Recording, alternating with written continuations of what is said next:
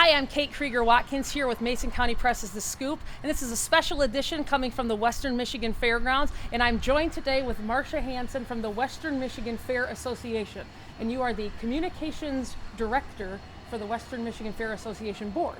Thank you. How are you? I'm doing very well. Very busy this time of year. I would imagine. Let's talk about all things fair.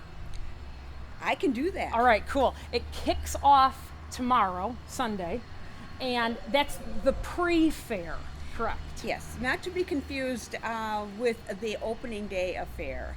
We have some pre-fair activities, and probably the biggest one is we have returned the popular harness racing, and that begins at 4 o'clock this afternoon, or on Sunday and Monday, and we hope as many people that enjoy racing will come and spend the day or afternoon with us. And that has been gone for a few years. It has. A lot of things entered into that, but Mason County was fortunate in that they had futuristic people saying, let's not tear out that track, because once the funding came back, which it was all about, we were able to get the track back in working order, and they love coming here. Oh yeah, I always remember that being a really popular event as growing up in Mason County too and coming to the fair, so that's great that it's back. Well, when we were young, that was our speed. I think it's a cool thing. It's definitely one of the, when I think of the fair, that's one of the main grandstand events that I always think of, so Well, I'm glad to see that it's back. You know, and I have observed so many in the last couple of years coming to just see it because they never had seen it before. I'm sure. And intrigued by somebody sitting on this little tiny cart behind a horse going, it seems like 100 miles an hour, but yeah, it's fun. That'll be cool. So what else is going on? When does the actual fair kick off? The fair officially opens at 3 o'clock on Tuesday the 6th. Okay. And it is Dollar Day, and it's very popular because it's $1 to get in the gate, $1 to ride the rides. And we have the tractor and truck pull, which is something a lot of people really enjoy. And we end the day with the fireworks set to music, and that's free to anybody who wants to go up in the grandstand and watch that. Okay, great. And then what happens on Wednesday? It's Kids Day. Okay. And Always has been. Yeah, always has been, and I certainly don't have to say too much about that because we know what Kids Day is all about. It's not. It's a lot of fun and rides and fair food, but at the end of the afternoon we give away bikes. But we also, in the last 3 years, have given away backpacks, back to school backpacks. Cool. And they're filled to the brim. So kids need to come, families need to come and enjoy the day. Sure. And then Thursday? Thursday is a day that we recognize veterans. It's also the market sale day. We have the garden tractor pull in front of the grandstand, which is free if you'd like to go up in the grandstand. So that's on Thursday. Okay. And Friday? Well, Friday is Friday finale. We have the Supercross. We also have a jet going by.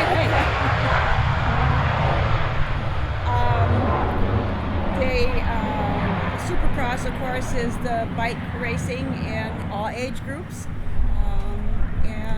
So that's on Friday, and then we culminate on Saturday with the big demo day, night of destruction. It really wraps up a very busy week, but Saturday by far is our busiest. Oh yeah, I would imagine. I have had, I don't know if it's called the privilege of standing and trying to park cars, and I'm always amazed at how many out-of-town cars, out-of-state cars, in Really? fact. I happen to glance and think, oh my goodness, all of our summer visitors are coming to see them, crash them, bang them, and whatever. So talk to me a little bit about the animals and the auctions and everything that goes on in that part of the fairgrounds. Well, the East End is definitely the animal area, and we have all species of animals, and it's primarily for youth, 4-H and youth. I spent 23 years of my life in the 4-H office, so I have a keen appreciation for what we teach our kids when it comes to Sure. animals, the care and feeding, and in some cases marketing those animals. But this year, I think there's been a renewed focus on animal husbandry and how we provide the best stables or pens or housing for our animals, and just how good care these kids take of their animals. And I always felt like if you learn to take care of an animal, you certainly as an adult would know how to take care of another human being.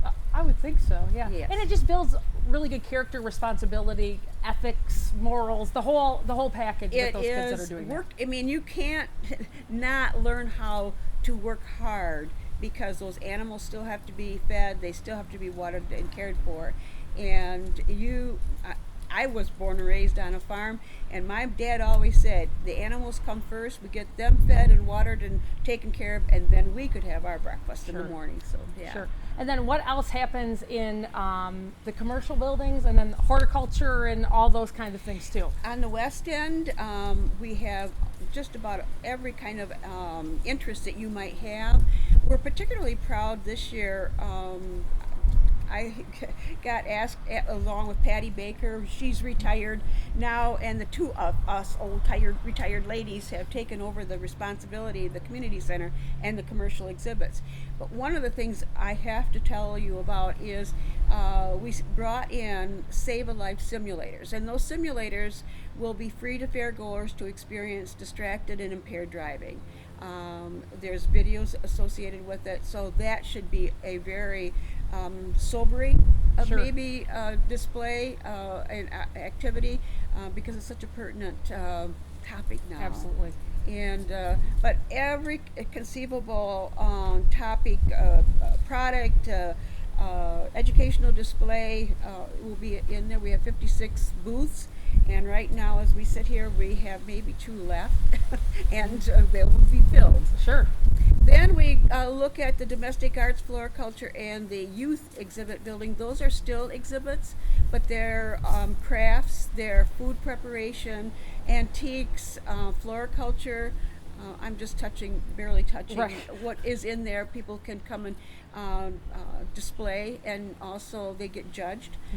Finally, in the town hall and the Quonset hut, we have the West Michigan Old Engine Club members coming and bringing right off of their show. They fill those 2 buildings with equipment and items from the past that people enjoy seeing. Cool. And something new, you have a couple new barns, or at least one new barn. We have 2 new barns. 2 new barns. Yes, that was a big undertaking. And back to saying, those barns will have, in building 14, which will stable horses, there will be 22 stalls in there this year. But down the center, we are going to have a display of horse-drawn vehicles. For instance, cool. We have a doctor's buggy, we have a cutter, we have a wedding wagon, a vis-a-vis, if you don't know what but they'll all be down the center on display, so people can see what we rode in when we didn't have all these modern cars and vehicles that we ride in. That's a cool feeture. It is. I'm excited about it. I'm bringing our cutter down. All right. And then in building 13, which will house the goats and lamb or sheep, and also some young beef cattle. But we're particularly proud because we have purchased brand new pens for the goats and sheep, and that will be a crowd pleaser because people will have hands on. So yeah, because it used to be it was always hard for me to find the sheep, because they're my favorite, because my dad grew up raising sheep, and my family still does that. So that will be cool to get closer to them. So. Yes. Those are particularly designed just for those 2 species. I tell people, you don't put a chicken in a horse pen, and so that's why we invested in it. It was not a cheap investment, but they are arriving back on our grounds. Somebody had to go to Ohio to pick them up to be fabricated. Wow, wow. Well, thank you for joining me. I really appreciate all this information about the fair. You're very welcome. I'm always glad to talk about the fair and the yes. fairgrounds. So the fair kicks off tomorrow, Sunday, and it lasts all week, but the actual fair kicks off Tuesday at 3 o'clock with rides and $1 day, $1 entry fee and all that kind of stuff. So if you don't have anything going on, or if you have tons of stuff going on, so come out and check the Western Michigan Fair. Hey, it's Danny V, and I'm at Urca Auto Center, and these are the new arrivals. Check this out, 2014 Ram 1500 Sport, 5.7 Hemi, leather seats, 20-inch polished wheels. They are polished, I checked, super clean, sharp. Get down here to Urca Auto Center and get this one. 2016 Buick Envision Premium, as opposed to not premium, all-wheel drive, 2.0 turbo charged. Bought here, service here, won over, what's over 40,000 new. It's only 24,865. Let me say that again. Only $24,865,000. That's a beautiful car. Get down here and get this one. 2013 Chevy Equinox LTZ. Leather, all-wheel drive, new tires, low miles, a must-see, and it's effervescent, baby. This is a Champagne 2013 Champagne. I think it's time to go pop a bottle. Get here to Urca Auto Center.